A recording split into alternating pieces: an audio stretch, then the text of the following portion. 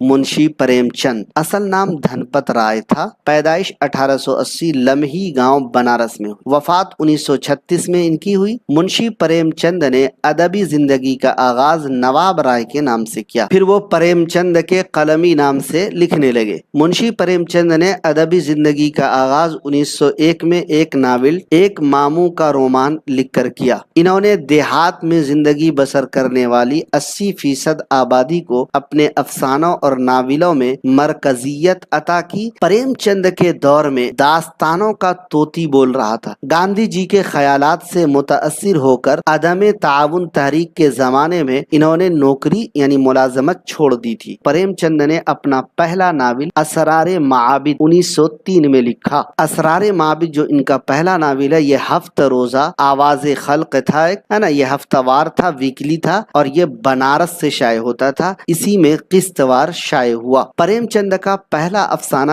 دنیا کا سب سے انمول رتن 1907 میں شائع ہوا۔ پریم چند کا پہلا افسانوی مجموعہ سوز وطن 1908 میں شائع ہوا اور پھر اس کو انگریزی سرکار نے ضبط کر کے جلا دیا۔